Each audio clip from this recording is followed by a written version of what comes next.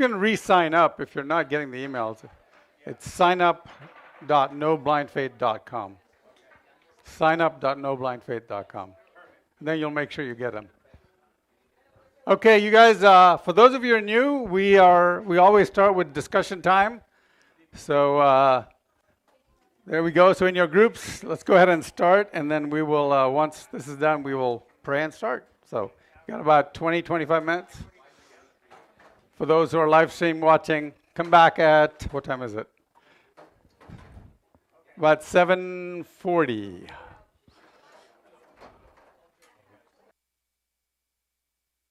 Okay, how are you guys doing? 5 more minutes? Okay, 5 more minutes.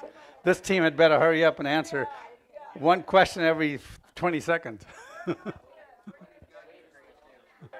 Okay, are we ready? I think we need a few more minutes. Here are a few people doing the last one.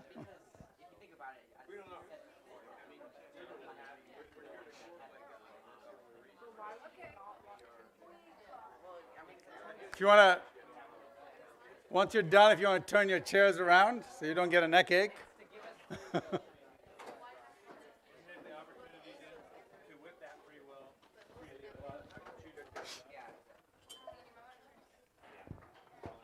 Okay. Yeah, I'm going to spit on your head. Okay. Let's open up in prayer. Dear Lord, thank you for this opportunity to meet. We pray that you will glorify yourself in what we say and what we discuss, and that this will clarify things. We pray that you will not lead us astray in our thinking, but will guide us to the truth, and that this will edify us, and we'll be able to share this with others. In Jesus' name I pray, amen. Okay, so as we start, sometimes I teach this to a church, and I don't get to go to the questions, so we're going to talk about God and the problem of evil. And as we start, this is a question you already had, and this is something I think that we need to answer. Is there free will in heaven and on the new earth? If there isn't, then we are robots. And if there is, then won't life be as bad as it is on earth? Right? So this is the question, and it is a dilemma. So let's talk about what we talked about let's cover what we covered last week, because this is the second part. Last week we covered that you can't logically claim that evil exists unless you also claim a supreme moral authority exists. And the summary of that was this. You can't say God can't exist because evil exists. Here's why. If you believe in a difference between good and evil, because most atheists says God can't exist because there's so much evil in the world. And so they say, well, God doesn't exist, right? Okay, so we say if you believe in a difference between good and evil, because that's what the atheist says, that they know the difference between good and evil, if so, there must be a standard between good and evil, which means there must be an objective moral law. Otherwise, how can you say there's a difference between good and evil? It's just a preference. But if there is an objective moral law, you must posit an objective moral law giver. But that is who you're trying to disprove and not prove. If there is no moral law giver, there is no moral law. If there is no moral law, there is no good. If there is no good, there is no evil. What then is your question? The point being that if you say there is no God, there's no moral law giver. If there's no moral law giver, there's no difference between good and evil. In which case, why are you complaining that evil exists and therefore a good God can't exist? Right? It all talks together. So, in fact, if anything, evil proves God. Rather than evil disproving God, evil actually proves God. The fact that you recognize evil either means that you're recognizing nonsense, which your question has no meaning, or the fact means that you recognize that God has to exist. And I think that every one of us recognize evil. Even evil people recognize evil. They may not recognize it in themselves, but the minute that you slap them, they'll recognize it, right? The minute that you cut in line in front of them, they'll recognize it. So we understand that. Okay, so the second thing is we say God didn't create logic or rationality or mathematics or love. Why? Because they're part of his very nature.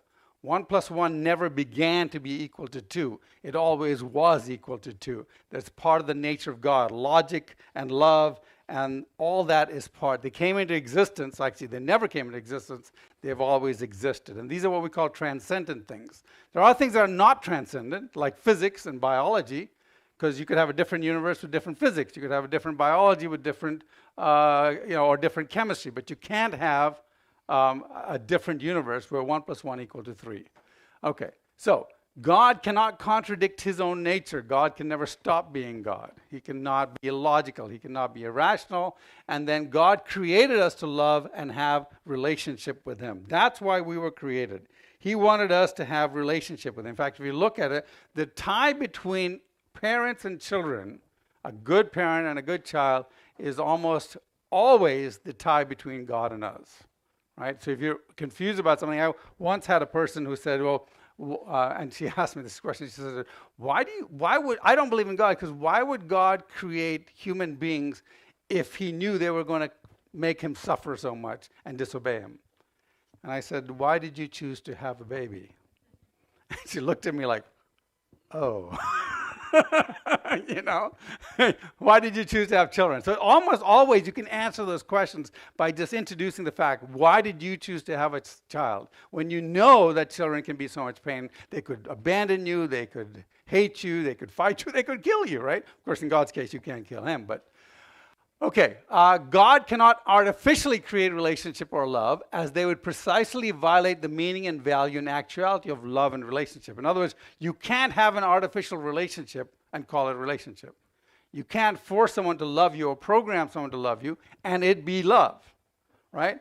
God can't do anything illogical, so therefore he can't artificially create you with a relationship with him already. He can create you with a desire for relationship, but you're going to need time, right, with him and spending it in his presence to have that relationship. So you need those two things. Okay.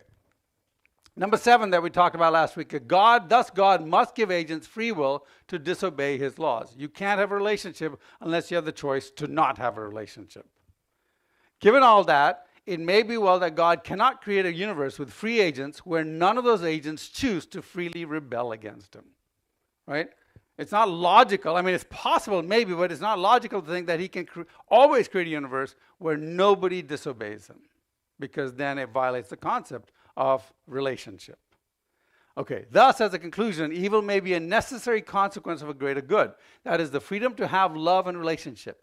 As much as you love your children, if you force them to love you, would they really, really love you? And as we know as parents, no, that probably is not going to work. It would not be love. It would be some sort of manipulated, guilt trip, Okay, so for true love and relationship to exist, evil must be permitted to exist. And therefore, that's what we spent last week explaining why evil had to exist and why you can't just say that God doesn't exist. Okay, so now, the other thing we notice is God desires a relationship with you. The Bible is full of that relationship. It talks about the relationship all the time. God wants to be in relationship with you. God created you for relationship. So when you talk about why did God create us, he created us for a relationship with him. Simple as that, right? He already had animals. He already had amazing things, but they weren't able to freely choose God. He wanted to have that relationship. Okay. So now let's move on to this week's. Why did God give us the law? All right. Why does God give us rules? Are they just to bug us or prevent us from having fun? You know the answer. We kind of covered this last week too. Why does God say share, don't sleep around, be nice to people, don't murder? Is it because he did not want you to enjoy yourself, or what? What's the real answer? Right? You go out here and you see a stop sign. Is the stop sign there because nobody wants you to have fun in your car? Right? No. Why is the stop sign there? To protect us. So the laws are there for a purpose, to protect us. And it's not because God tells you something to do because he doesn't want you just to do it. He tells you not to do something because it has a consequence. There are no laws in the Old Testament that are not the result of, that if you violate them, they will not result in some consequence. Now, just like a stop sign, maybe a few times you'll get away with it. Right? But eventually, what's going to happen? You're going to die, you're going to kill someone, you're going to get paralyzed, you're going to get hurt, right? So eventually that will happen, and that's why all God's laws. You can go through all the laws. By the way, a lot of people was like, well, God doesn't want us to use his name in vain. Well, God's not sitting there going, oh, no, don't use my name in vain. It really hurts me, And you've already heard my response to the 9/11 hijackers, right? I kind of mocked the guy that said God wasn't able to stop the 9/11 hijackers. I'm like, no, God's not sitting there thinking, oh, I hope you don't use my name in vain. He's not sitting there saying, oh my gosh, why do you keep disobeying me? He's saying, look, when you disobey me, consequences will happen. Now, it saddens him, but he's not like he's helpless. He could stop you in a heartbeat, right? But he doesn't, and there's a good reason for that. So if God tells you not to do something, it's because there's a reason. And then last week we kind of covered this. We talked about the type and source of these laws. There are three types of laws. One is the revealed law. That's a supernatural revelation that's in the Bible. So a supernatural or revealed law would be like me telling my kids, don't run across the street. Right? That's a revealed law. And you always want to get the revealed law. That's the best way to learn anything. Because the second way is the conscience law. The conscience law is a self-evident law. So you look at something, you say, hey, my daughter looks at the street, she sees cars running across the street, he goes, that might not be a good idea for me to run across the street, right? So that is the conscience law. It's a self-evident one. It's inside your heart. And but now you can override the conscience law, right? If you do enough evil, you can get numb to the conscience law. And the last one is the discovered law, which is the laws of nature. This is the school of hard knocks, right? So in the example of my kids running across the street, the discovered law would be they didn't listen to the real law, they didn't figure it out on the conscience law, or they never heard it, they didn't have a good father, and they ran across the street, they got run over, and sitting in the hospital with a broken leg, they said, well, that was a stupid idea. Right? So the revealed law, the discovered law is the worst way to find out a law. And in fact, in our history, what we've done is we've abandoned the revealed law, we've abandoned the conscience law, and now our nation is discovering the self-evident laws, the laws of nature. And it's usually very painful, and millions of people are suffering as a result. Okay, now, a little bit of promo. All this is talked about in the book, Jesus is Involved in Politics. Available at the book table, which we don't have this week, but that's okay. You can go online or something. Anyway, so this book was called Jesus Isn't Involved in Politics. Why aren't you? Why isn't your church?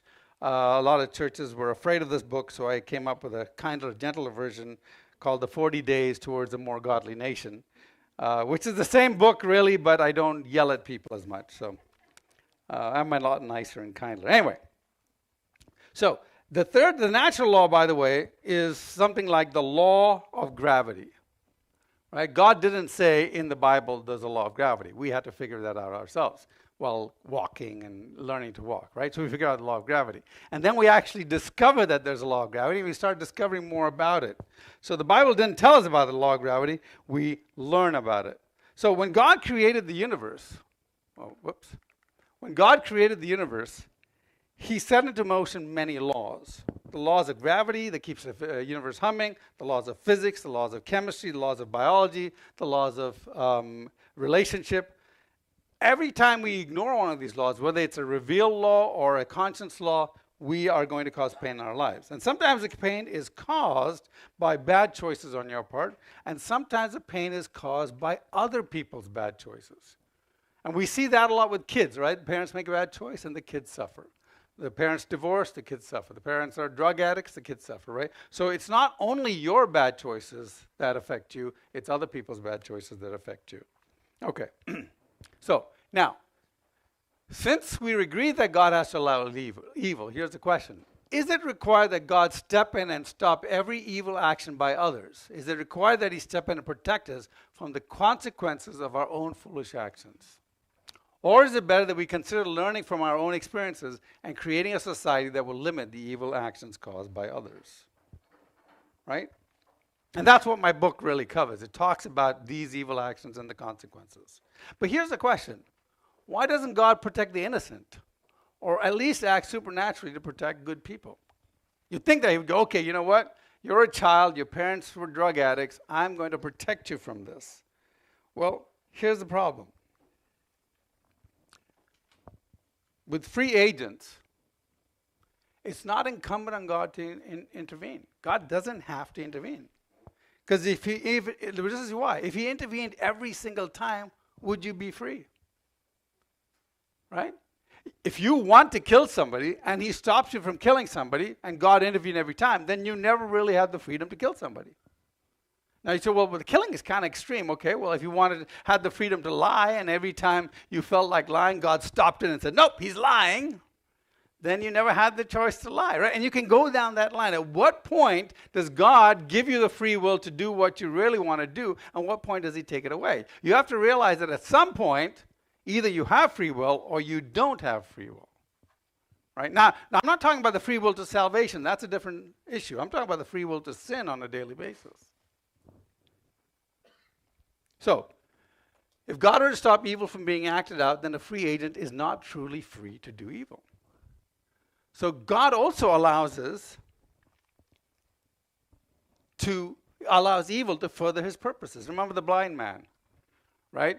This is the story in the Bible where the apostles are walking by and there's a blind man there, and the apostles say, Lord, why is this man blind? Was it something that he did, or is it something that his parents did?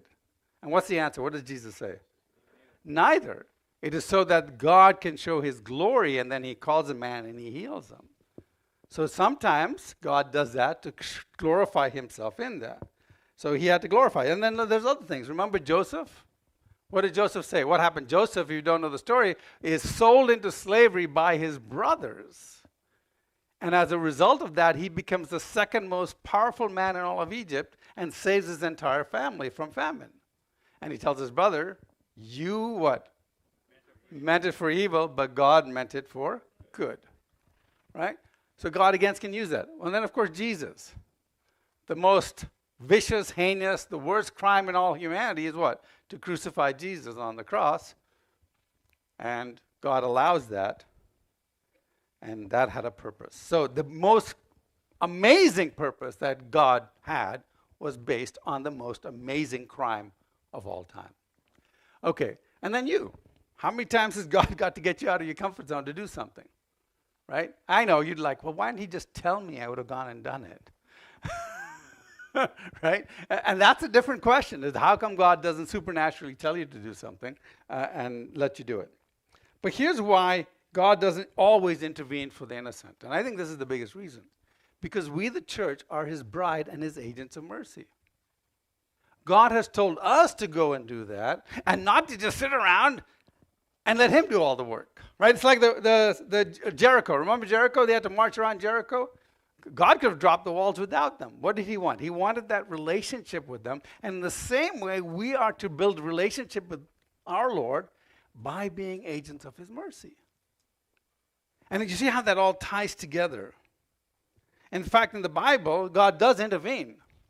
And remember the question in the discussion time is, how often do we see miracles in the Bible? Right? God does intervene in the Bible, and he saves life. And sometimes we talk about that. But here's the question, and we'll come back to that. If you look at the miracles in the Bible covers about 5,000 years of history. Right? And if you count the miracles, there are only about 1,500 miracles in the Bible. And that means that they actually average only one every 3 years. And if you look closer in the Bible, and then there's segments like between the two, the Old Testament, New Testament, well, like it's 400 years of nothing, except for the menorah miracle, right? But you've got nothing else happening in that time. So what really happens is that God actually only intervenes supernaturally, occasionally, to bring about changes in society and in you, to mold you. It's just not always what you wish he'll do. And when God moves in the Bible, it's not actually every 3 years. It's like there'll be a long period of nothing, and then there'll be miracle, miracle, miracle, miracle, and there's Elisha, right? Or Elijah. And then there's nothing, nothing, nothing, nothing, right? And then suddenly there's Jesus, and miracle, miracle, miracle, miracle. And then for like days there's nothing. And then suddenly there's the apostles, and then miracle, miracle, miracle. And then suddenly nothing, and then occasionally you get and then you get the revelation of John, right? So if you look at the Bible, you'll see that it's not miracle after miracle after miracle after miracle. Right? Most of it is the miracles come right before something special is going to happen. Because what is that? That is God saying, look, pay attention. This is happening, and this is me, and not just philosophy or theology or whatever. This is actually being proven to you with a miracle. And that's why we have the miracles in those days. Now, does God still do miracles? I think so. But it's be for a specific purpose. It's not like, I just wanted do you a favor today in this. It's going to be for a special purpose in your life. Okay. Now, so even in your life, God does intervene occasionally to bring you about changes in society to you, to mold you. It's just not always what you wish He'll do. Okay. So what about natural disasters? Think about this. I'm on a website called Unbelievable. It's a Facebook website.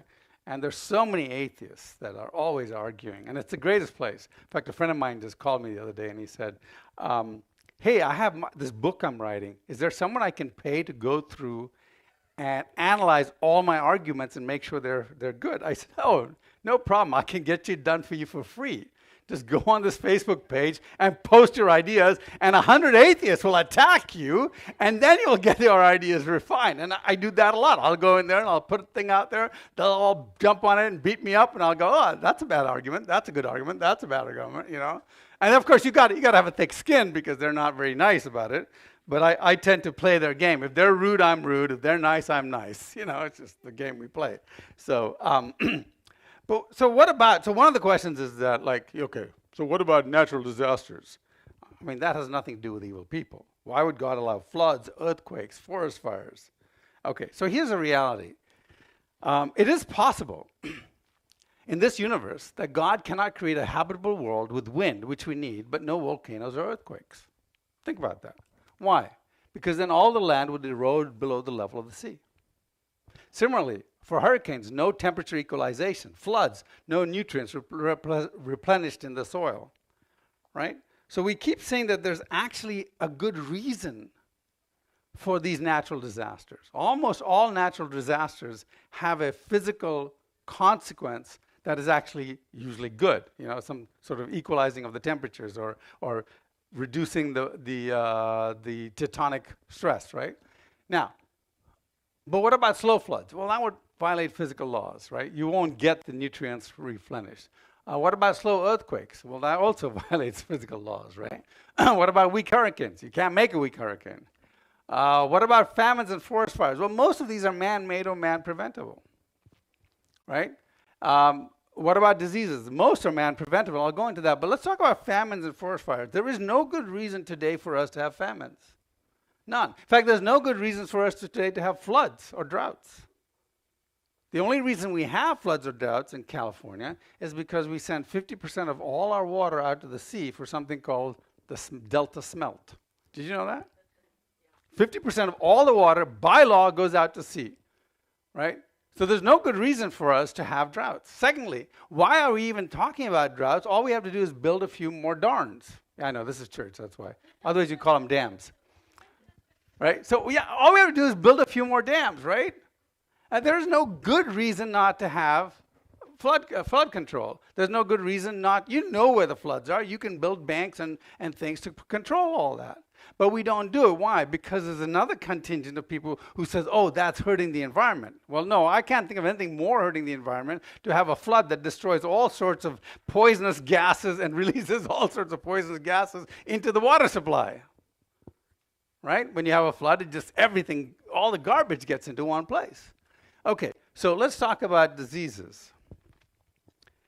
Oh, by the way, actually, before I do that, let me talk about the natural disasters a bit more. So even a natural disaster like an earthquake. Now, remember back the Loma Prieta earthquake? How many people remember the Loma Prieta earthquake? Yeah, you can tell how old these folks are, right? I remember it. I remember it vividly. It was in 1989, and the whole thing, I was at work and the whole building shook, right? And then we later on found it was a 7.0 earthquake. Well, how many people died in the 7.0 here in California? 70 people died, and they were mostly in two cities, in San Francisco and in Santa Cruz. And in Santa Cruz, most of them died because there was a brick wall that was very old that fell on them. Well, a few years later, we had a 7.0 earthquake in Iran. Do you know how many people died there? 70,000 people died. Same strength of the earthquake, 70,000 people died. Why? Corrupt men, corrupt politicians who allow bad buildings to be built, despotic dictatorship who care more about money than life. There's no good reason for these floods, for earthquakes. Now, yeah, floods, maybe the tsunami and things like that. We understand those, but there's no good reason for earthquakes to destroy these. This is all bad government and bad laws, all which Jesus cared about, by the way.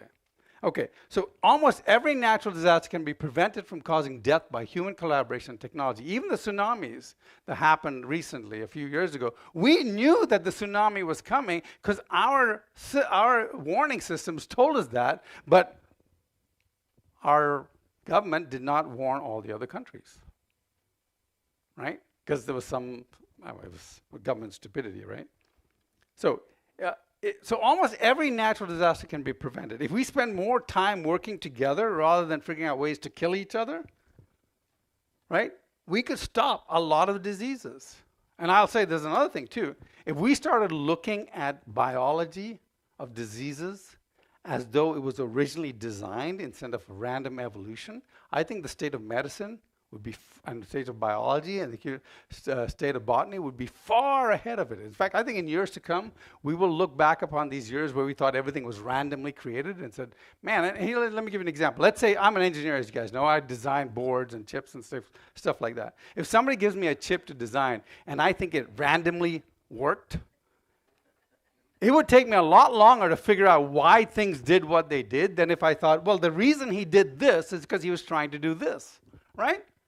So if you look at the medical science, if you look at our DNA, if you look at all these things, well, the reason why this is here is because somebody put it here so this would happen. I think we'd be far more advanced in our sciences today than we are. Okay, let's look at COVID as an excellent example. If you spend more time working together rather than killing each other and oppressing others, we'd be far better off. I've written extensively on COVID. If you want to find out more, go to our website, vac.org. And I show how COVID killed 23 people out of 10,000, right? Pneumonia kills 21 people out of 10,000. And that is with comorbidities in COVID. And if you don't have comorbidities in COVID, turns out that number drops by almost 100, right? It's actually 15 times less, right? So but here's the sad thing. Even not knowing that, not doing that, if you look at what people in India and Africa did, I just read a paper the other day. I was laughing because it said, the question was, why are third world countries who have malaria and river blindness have such less mortality for COVID? Ivermectin and HCQ, right? River blindness, ivermectin. HCQ is malaria, right? So they give those out, and yes, all those African countries had 1/10 the death rate and the COVID transmission than we did. In fact, in India, there's a state called Uttar Pradesh, which has 240 million people, right? Uttar Pradesh, with 240 million people, which is what, 2/3 the population of the United States, had a death rate of almost zero. Why? Because the government shipped out ivermectin to every single person in that state. Okay? So we had 800,000 deaths in America. We could have reduced it to 80,000 if people had realized that. Now, why didn't we put out ivermectin? Because ivermectin is 2 cents a pill. But if you can get a vaccine or you can get them into the government, I did a talk at the VAC a month ago, talking about if you follow the money, every time government money has been given for something, you see death and destruction and disease. A simple example is that if you are admitted to a hospital and put on a ventilator, the hospital gets almost $69,000 for COVID. If you die in the hospital gets another $15,000 or $20,000 for the autopsy. If you give them remdesivir, the company that makes remdesivir will bonus you $20,000 for all your expenses on top of that because they're getting money from the government. I talked to a bunch of people who were working with the unions, and they were told, in fact, I talked to a fireman, and he was being fired from his job because he didn't want to take the vaccine. He said 30% of us are going to be fired. I said, why? I said, why would any department, especially a fire department, want to lose 30%? He said, well, it's quite simple. The PPP cares, the money the government gives you, they will give you millions of dollars if you have 100% vaccine compliance. So how do they get 100% vaccine compliance? We fire everybody who doesn't want to take the vaccine. Right? So anytime you follow the government money, you'll see the problem, right? So most of our problems are for that. But here's the reality. So at the end of the day, man causes evil, right? The evil any one person does will affect others, like your parents, Adam and Eve, Hitler, Che Guevara, right? And I'll go back to that Che Guevara file in case you didn't have time to see it. Che Guevara he says, I'd like to confess, I discovered that I really like killing. He killed 17,000 people. One guy. I mean, I don't think he individually killed them, but he was responsible for having his men kill them. So, 2. The only way to stop a person from doing evil is either to destroy him or restrain him. If God were to start eliminating all free agents who have sinful desires, he would have to eliminate me and you as well. Where does God draw the line? We've already talked about how if you keep going down, keep going down, keep going down, where do you draw the line? Okay. Now we come to the real thing. Our lives. Why is there pain in my life? Why couldn't God at least take away the pain? Let's think about this. Imagine a world with free moral agents, because you got to have free moral agents to have relationship, right? Everybody agree? Okay. But there is no pain. That was part of the question. What if there was no pain in the world? How would we know what not to do? Right? How would we discover those natural laws? Well, maybe we could have a rule book. These are all the things you have to do. It's like 10,000 pages. This would just be volume 1, right? It would be it'd have to cover every single thing, every single possibility. It would be restrictive, strict, legalistic. And now, would that be a relationship with God? Oh, you disobeyed rule number 1,463B. It sounds like our tax code or something, right? Yeah, they're right there. Right? So we actually need some way of knowing how to learn what is good and bad and how to learn what not to do, right? How do we do that? How do we do that if there is no pain? Well, let's have a discussion with a man who feels no pain. This is an interview with a man suffering from leprosy. What does he say? He says, leprosy doesn't eat away at my body, it just desensitizes my skin. The problem is I feel no pain in my extremities. By the time I realize that my fingers or legs are in danger, it's too late and the damage is already done. They fall off due to cell damage. And this is what he says. He says, I need pain to know that I'm in danger. You are lucky that you feel pain. It what? It protects you. Today we do have a cure for leprosy, by the way. Now, somebody came up to me after one of these and says, Neil, what if we had some other way of knowing that something was wrong without pain? I said, great idea. Can you suggest something? Right? What about other sorts of warnings? What about pleasant warnings? I'm like smoking or drinking too much, that kind of warning, that kind of pleasant warning.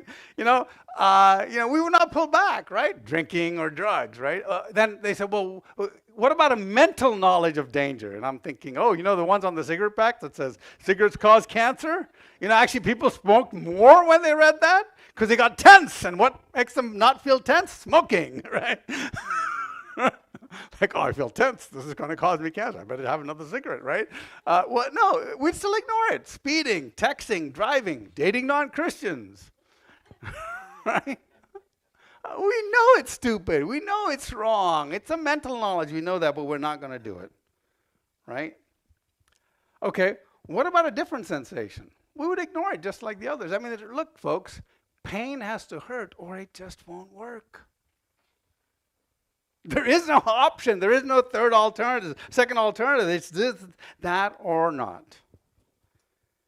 But is the pain wasted? I always say when I went through pain, I was like, Lord, what is it that I need to learn from this pain? Because I don't want to learn it again. And my prayer was always, Lord, please help teach me from other people's pain and not my own. Right? I'll watch them do something stupid and go, I'm not going to do that. But if you have pain, I say don't waste it because God is trying to teach you something. He's trying to teach your, he's trying to teach you about something. Okay. So evil has a purpose, but God has another dilemma, right? If God exists, he must be a God of justice as well. And this is the problem. Okay, imagine this.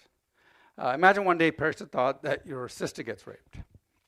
They catch a rapist and the judge says, well, I'm a good and loving judge, so I'm going to forgive you, Mr. Rapist. Is that a good judge? No, that's what kind of judge?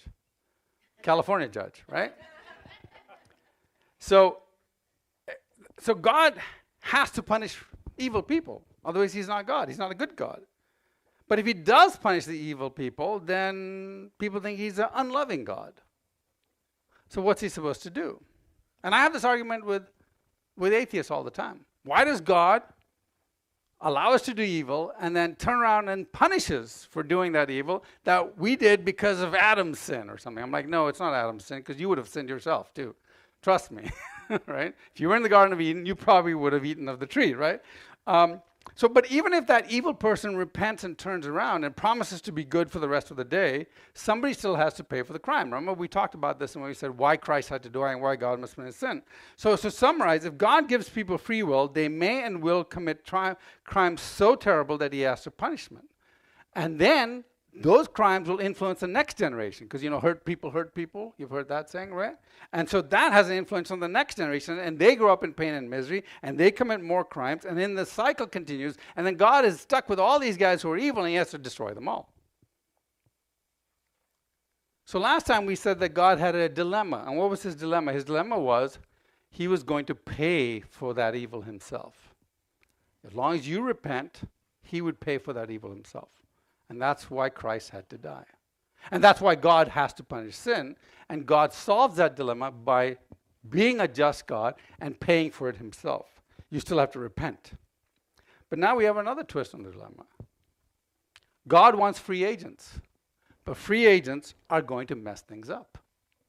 Free agents will commit crimes and kill people. Free agents will rebel. And the price for rebellion is eternal separation from God, which is spiritual death. So he has a dilemma. Is he the God of love or a God of justice? Does he violate one part of his nature to satisfy another, or he violate the free will nature and then make everybody robots? How does God solve this problem? What is a logical and rational solution for God to have free agents and yet have people who won't sin one day and have a relationship with him? How does God solve this problem? So he says, he comes up with the only possible dilemma. Oh, I'm missing the slide. He says, look, I will give people free will because I want a relationship with them. But the relationship that gives them the freedom that gives them a relationship is a freedom to do bad things.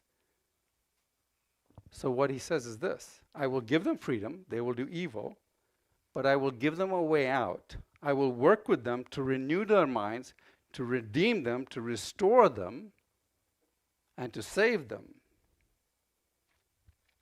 But here's the thing. He still has to deal with that free will problem. And that's the ingenuity that we're going to have, the dilemma we're going to deal with in just a few seconds. But first of all, I want to deal with this guy. Remember this guy?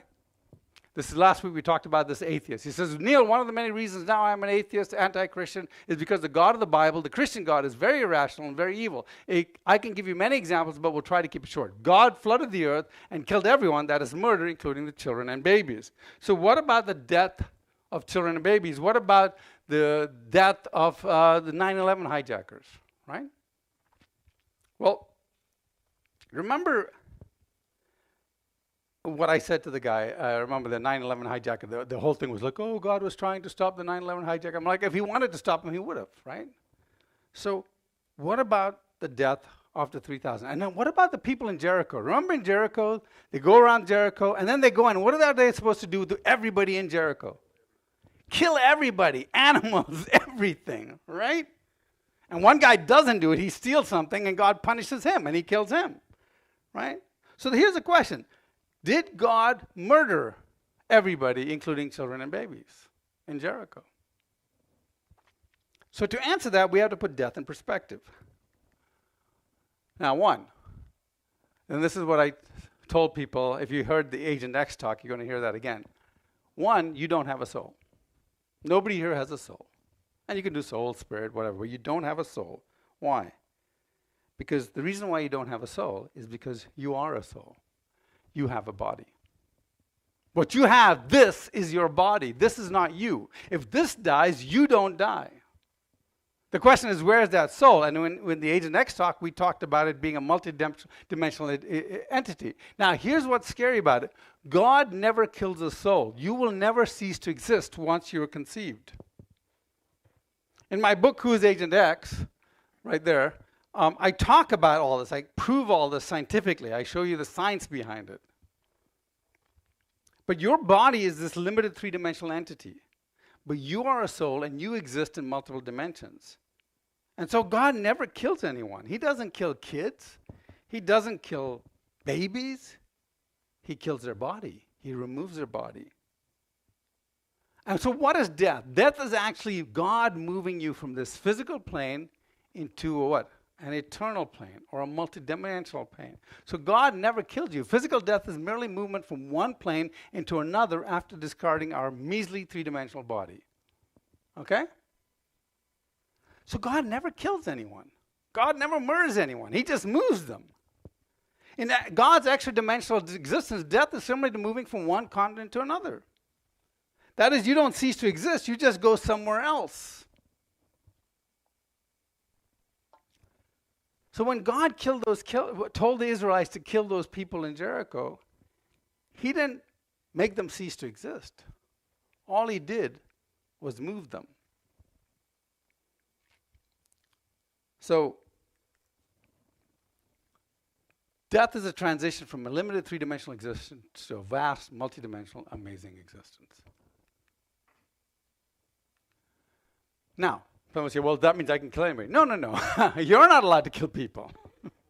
God is allowed to transport someone from a limited set of dimensions into his presence for judgment. Thus, the physical death of anybody is not an example of an evil action by God. God cannot murder anyone because he created them. Murder is, a long time ago, a friend said, hey, I just had this question. It says thou shalt not kill. So all my friends are saying, then why did God then tell people to kill people, right? And I'm like, it doesn't say thou shalt not kill. He says, yes, it does. I said, no, it does. It says thou shalt not what? Murder. The murder is the illegal killing. Yeah, some translations say thou shalt not kill. Go back to the Hebrew, and the Hebrew says thou shalt not murder, right? That's illegal killing. Well, it's not illegal for God to kill someone. So the physical killing of somebody is never, what? By God, is actually never the death of somebody. Yes, my daughter has a question. Why didn't God just make all of the people in Jericho just not dead? He could have. So why did he choose, if he knew they were going to disobey? Well, because he was going to use them as an example by the Israelites, right? Israelites had a task to do. By the way, that's a very good question. If this is a 9/11 question. I had these guys arguing with me, and they said, look, on 9/11, the jihadis said that God told them to kill the Americans in the World Trade Center. I said, yeah. He says, well, that's wrong. I said, why is it wrong? He said, do you think it was okay for them? I said, no, I don't think it was okay. But is it okay for God to tell you to kill someone? Sure it is. Then he said, well, why do you disagree with the jihadis? I said, because I don't think God told them to kill anyone. Right? I think they're what's his name? Osama bin Laden lied about it. And they were so stupid to believe it. And then they said, well, what about Jericho? Those guys went in and killed. How did they know that God was telling them? I said, I'll tell you how they knew God was telling them. Because the walls fell down in front of them. And they're like, oh, maybe God is talking to Joshua. Right? In fact, in most of those incidents where God tells them to go in, there's a supernatural miracle just, weeks or months before, or days before, or maybe minutes before they go in and do all that. And they're like, yes, God is talking through our leaders. So my question to Osama bin Laden is, what supernatural miracle did you do to convince them that God was talking through you? Okay. So the whole idea of death is like being in a game, right? And the coach pulls you out of the game, right? Or you're injured and you have to go sit on the sidelines till the game is over. You are gone, But, I mean, you're not dead. You've just been moved somewhere else. You're out of the game, where you can't influence the game anymore. Because death is the end of this game, but it's not the end game. So, and I tell my atheist friends, I said, you know, in fact, there was a friend who was an atheist. I said, God will never kill you. And I think that scares me more than anything else. Because that's the scariest thing. You will never die. You will live in the eternity. You will live in eternity in the presence of God whom you love, or in the absence of a God that you hate but so desperately need. And if you think about it, if you hate God, you do not want to spend eternity in His presence, especially with all of us around who love God. Like, imagine spending eternity in the presence of Almighty God, who's being praised constantly, and you can't stand God. Right? Think of the worst person in your life, and that you were invited to their birthday party, or their graduation party, or to their celebration party, and it goes on for all eternity. And everybody's saying, oh, what a nice person this guy, what a wonderful person this is. And you're like, get me out of here, this is hell. But the point is that when you do go to hell, which is the separation from God, you're designed to live with God. We have a God-shaped soul in our heart. And if I despise God, I can try and fill that hole with drugs and alcohol and power and money and fame. But none of them fill that desire for God. And so that hole is there, and eternity is a terrible, terribly lonely place with a hole that can only be filled by somebody that you hate. Yet your pride and self-centeredness won't let you love Him. So 9/11 was a tragedy of mankind's sin, but it was not a tragedy in God's spiritual economy. It was a crime, but what happened is that God allowed an evil man to move people from a temporary plane to a permanent plane. I want to talk about the death of a child. I talked about my daughter a few weeks ago. Caroline was born about 11 years ago, and she had a heart defect that we didn't know about. And she had a hypoplastic aorta, a heart valve that was too small. And she died in my arms, and we buried her on a beautiful snowy, that's her, my daughter, my other daughter, you'll see her walking around. She's a lot older now. So at Caroline's funeral, we had hundreds of people. Many friends who were atheists, right? Hindus, Muslims, everything. And we preached the gospel. But my wife said something very, very important at that funeral. She said, Caroline's life on earth was short. One of those purposes was to make sure you heard this gospel today. But if you think that was her only purpose, then you're missing the point. Her main purpose, her primary purpose, was that she was created to enjoy and glorify God for all eternity on the new earth. So were you. You see, you and I were made for eternity. The sooner we grasp that, the more fulfilled will our lives be here on earth. Caroline just started her work, her real work, ahead of us. And some of the best of us are still here because we still have work to do. So what is your destiny? It's not this earth. What is your purpose? It's not this earth. Where is your life? It's not this earth. It's something far greater than you've ever been seen or felt or heard before. Far greater than everything you've ever experienced before. Because death is not the end game. In fact, if anything, it might be the beginning of the real game. So let me close with these two things. Is there free will in heaven? Is there free will on the new earth? By the way, for those of you confused, when I keep throwing the new earth, remember, our destiny is not heaven. Our destiny is the new earth. God is going to create the new earth, and we're going to live and we're going to work. We're not sitting up there with a little harp playing on it. You know. Remember, when did God give Adam the job to do? Was it before the fall or after the fall? It was before the fall. So, and God said, this is good, right? Work is good. We enjoy work. We feel fulfilled in work, and we will have work to do on the new earth. And look a lot like this, but a lot nicer, and in multi-dimensions, right? But here's the problem. What's to prevent you from making the new earth hell? Is God going to remove our free will? How is He going to stop us from doing that? Will we be robots in heaven? I mean, this would seem like a serious problem. This is the other problem, the God's dilemma, right? And I'll answer that question with the real answer of why there is suffering. Remember that girl I was meeting with, right? For those of you who haven't here, so this whole thing started with me talking to a gal who had been in the army for 4 years, come out of the army, was doubting her faith, wasn't sure if she was a Christian, and her parents said, hey, will you meet with her and talk about apologetics? So we met, and we talked about apologetics, and I went through all those things I talk about. I talk about proving God exists without using the Bible, proving the Bible is accurate, proving Jesus existed, proving Jesus really rose from the dead, why Christ had to do everything we've done in this class previously. And at the end of that, she said, well, that all makes sense, but I have one question. What was the question? The problem of evil. So I'm going through that, and I went through much of the same slides.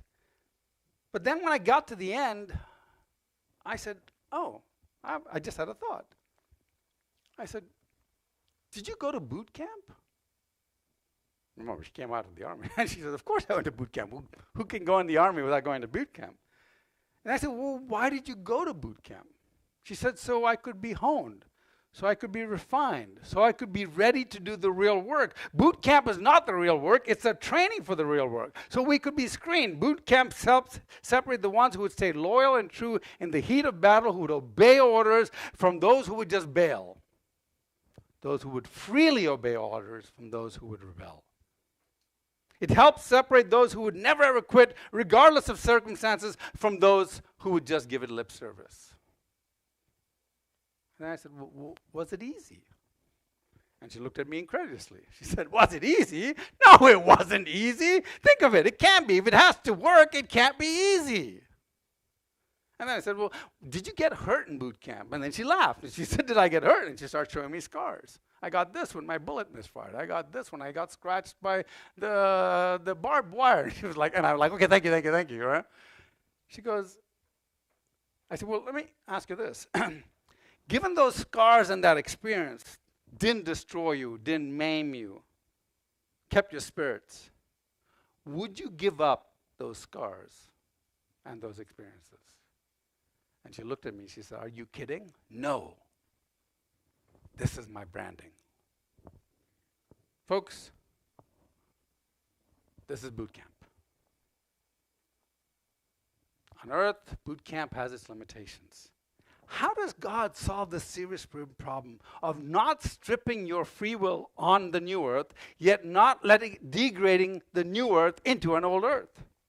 Here's how, because God is refining you here on earth. It's not the same. It's the same reason why you have no compulsion not to brush your teeth. Remember when you were young, my son's like, I don't want to brush my teeth. Do I really have to brush my teeth? I can't go to bed unless I brush my teeth. If I forget to brush my teeth, it's like 2 a.m. in the morning. I'm like, oh, man, I forgot to brush my teeth. I'll get up and brush my teeth.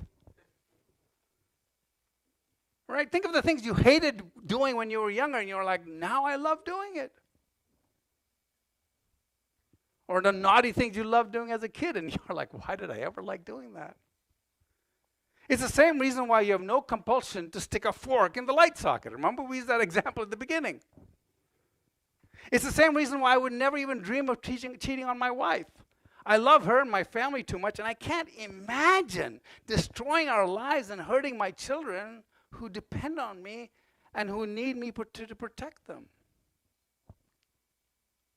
This is boot camp.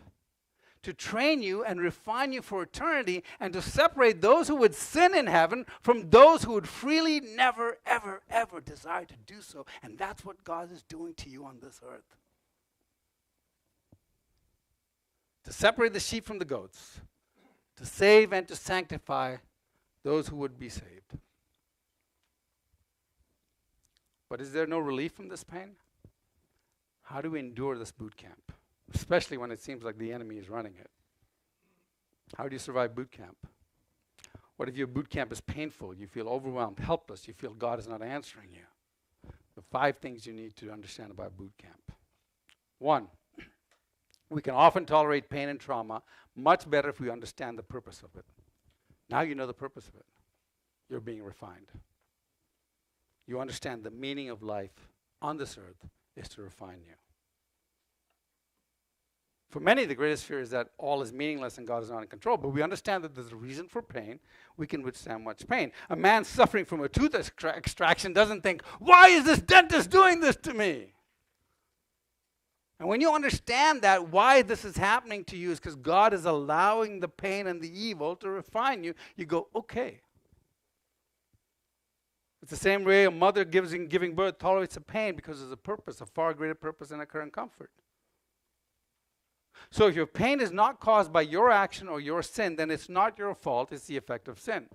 If it is caused by your actions or sin, then you need to understand what the lesson is God is trying to teach you. So if it's not caused by your sin, you have to be assured that God has a plan and it is to finish the work he's doing in you, because this is not the end game. This is what? The boot camp. And number 3, you need to know that you cannot fall out of God's plan. You're always within God's plan. And number 4, you need to know that boot camp is only for a season, and there's a far greater purpose for you than this life. Like Caroline, you have a purpose, and that is you will have work to do, work you love, and a relationship that's real. But the pain is there, and God has another logical dilemma, because God desires a relationship with you. He had to allow you pain to allow you freedom. He had to allow you suffering to allow you relationship. He had to allow you boot camp to refine you to be given heaven. But that is not something he does without understanding your pain. Would a loving God abandon us in boot camp? No, he said, I love you and I cannot be distant from you. I love you and I cannot be separate from you. I love you and I cannot suffer you. I will share in your suffering and I will participate in your pain. And he comes to earth and he suffers with us. And he's called the man of sorrows. He suffers the same rejection that we suffer, the injustice, the abuse, the physical torment. And then he dies. And he comes along as in our suffering and he shares our pain and he dies for us.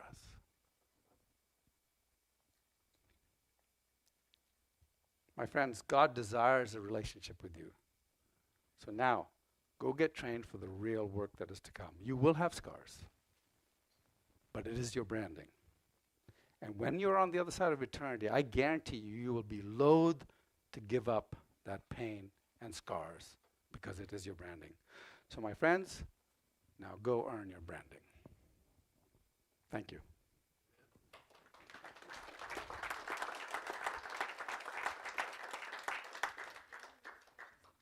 We have about 7 minutes for Q&A, but we can go as long as we want. So, questions? There are a couple of things I should cover. But let's see if they get a raise in the question. Any questions? Because there are a couple of things I haven't clarified. So let me go through. 1, are you saying we're being perfected here on earth? And the answer is no, we're not being perfected. Right? I don't think any of us will be perfected.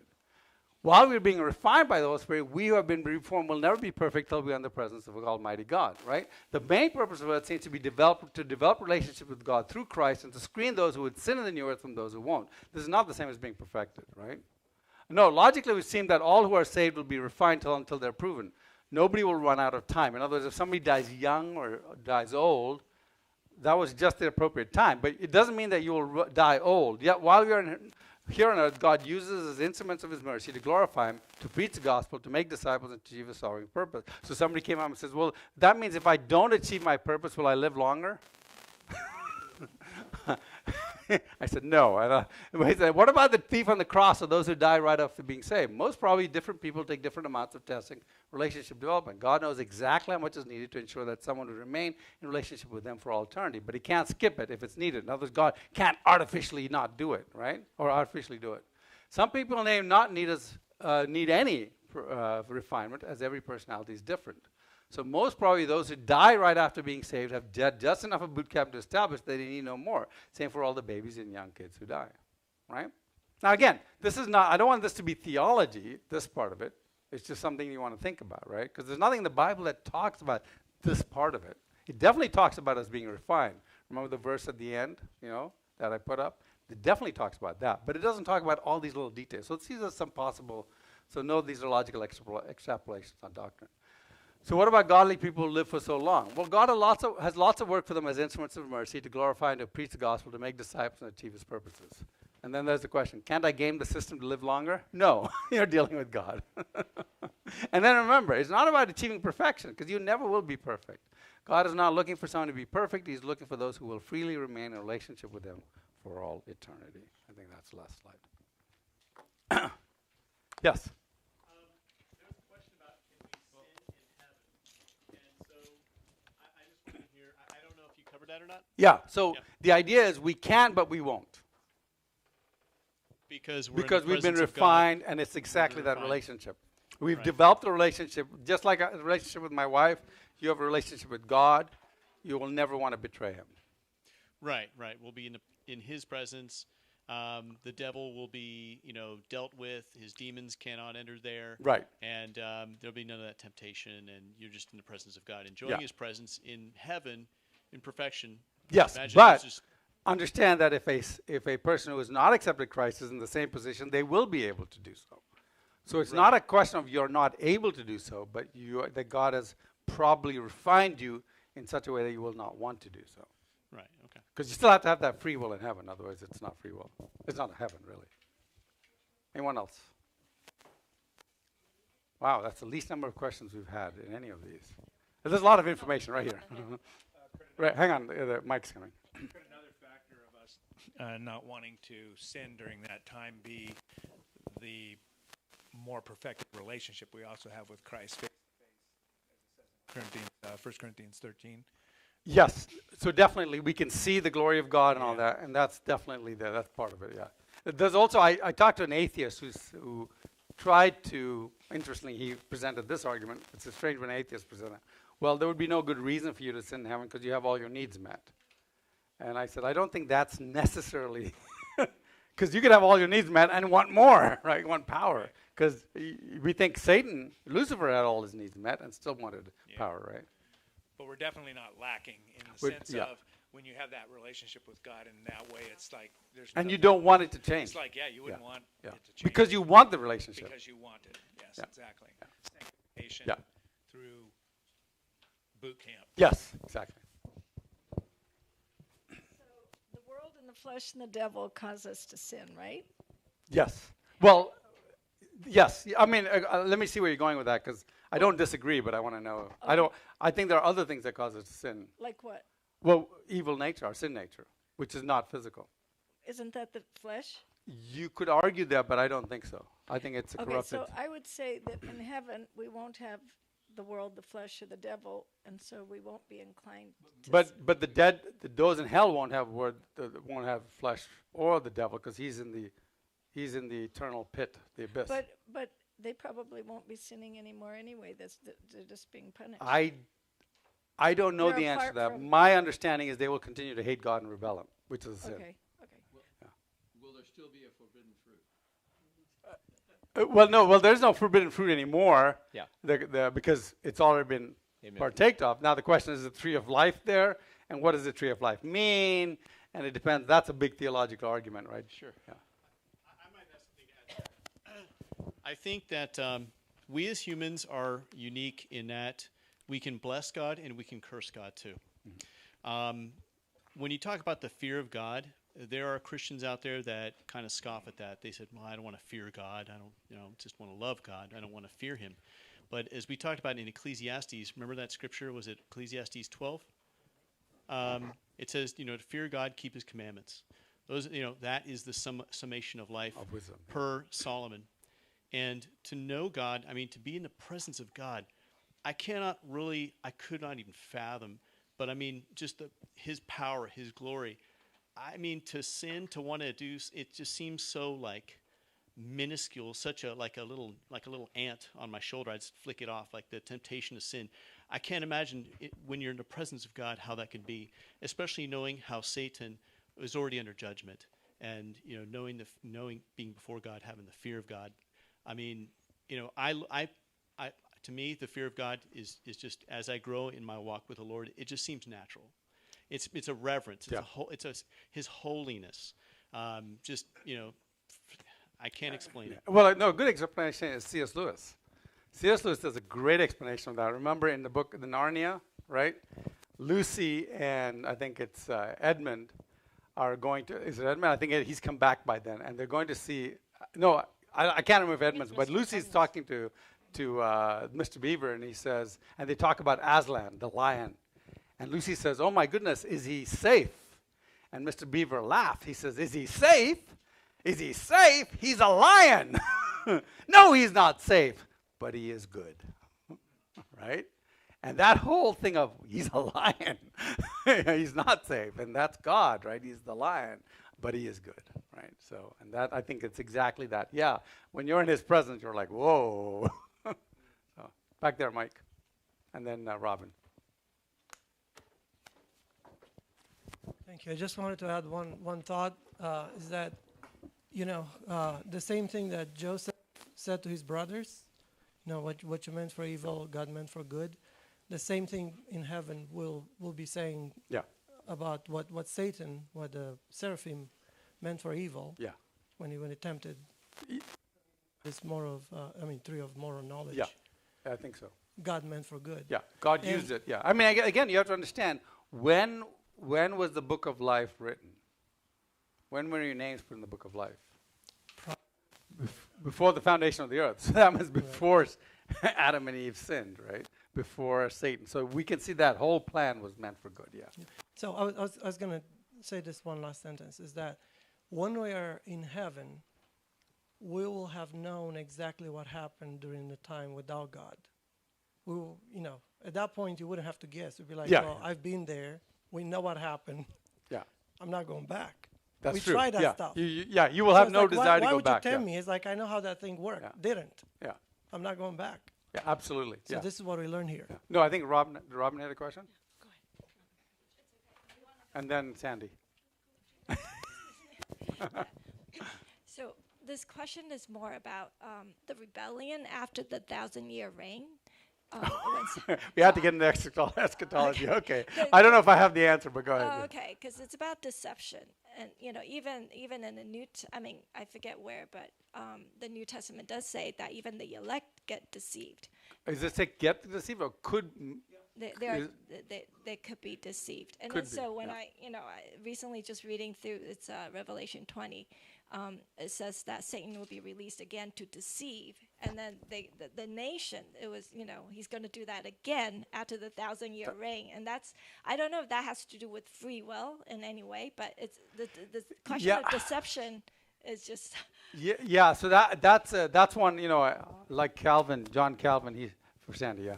John Calvin stayed away from Revelation. I thought I should stay away from Revelation too. So I don't know the answer to that. I'm scared of going there because I have my thoughts on what possibilities are there, but I've just every time I read Revelation, I come away more the Revelation to John. Come away more confused than I was the first time. So I'm staying away from heresy by not opining on it. But I don't know. Yeah, it's possible. Yeah, Sandy.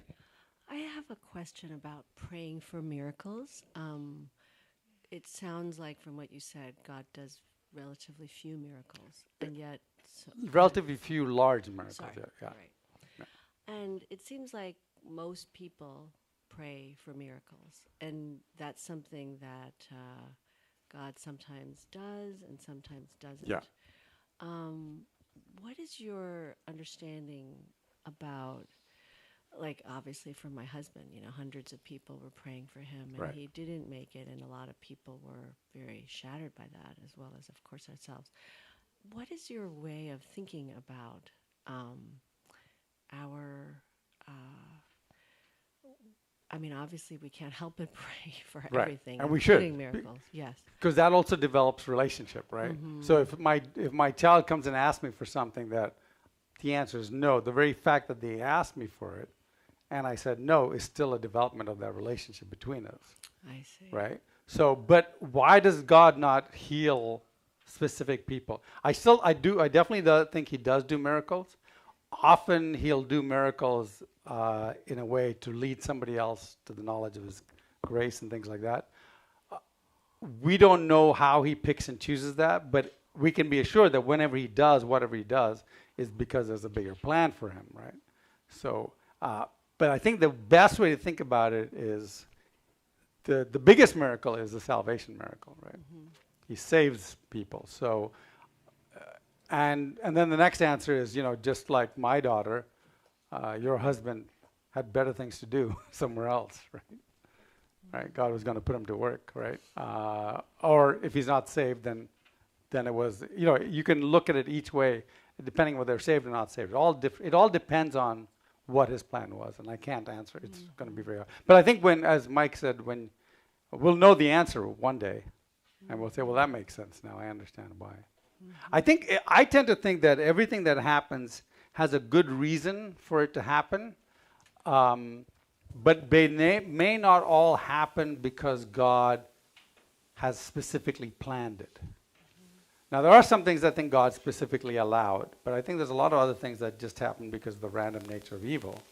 But it's not like God is surprised, but God is not sitting there, okay, well, I'm going to let this happen, I'm going to let this happen. It really depends on your view of how he's controlling things, right? I have to be careful how I say this. I don't necessarily know whether he's saying, well, I'm going to let this bad thing happen and not this and this bad thing. I think it's more a case of all these bad things are going to happen as a natural consequence of evil. But these are the things I'm going to be acting in to bring about revelation or to bring about knowledge of my presence. So I think it's more that way than the other way. Right? Because the atheists like to think, well, why didn't he stop this? Why didn't he stop this? Why didn't he stop this? I'm like, it's not incumbent upon him to stop anything. But if he decides that he's going to use something for his glory, then he may. And others, it may be just, that's I say, we can't look at death as the worst thing that can happen. Right? Hang on, let's get the mic. Yeah. Yeah, I just look at the Revelation, right? It's 20, so the people kind of sin again in the millennial kingdom. But it doesn't say it's a new heaven and new earth. The heaven and new earth happen in Revelation 20 first. So after that. So the new heaven, new earth is completely after the whole thing, Right, so I think there's some explanation. I mean, people have different, like, what is the millennial kingdom? So, but then I think that actually shows us the fracture of humanity. Even they have the king here, they can still rebel. They'll still rebel. That's true, I think that's not the new heaven and new Yeah, earth. that's definitely not the new heaven. That's the interim period or whatever. Okay. Yeah. That's why I stay away from that. Because five of my friends will call me a heretic, and the other 5 will say, oh, yeah, you're so right. I know, they're actually nice people. They're not going to call me a heretic, but they'll make fun of me, and that's the worst kind. Anyone else? Okay. I think we're done. Thank you all. Have a great week. Oh, so next week I am not here. I got called to Chicago for an emergency event with EBLM. So unfortunately I won't be here. But the week after I should be here, and I think I'm hopefully here for the next few weeks after that. We are trying to find another location closer to South San Jose. So I'm just talking to a couple of pastors. Now that everything's opened up, we have a lot more options, so we'll see. So we may move, but not in the next week or so. Great. Thank you all. Have a great day. And if you guys can help pack up the chairs, we'd really appreciate that. Thank you.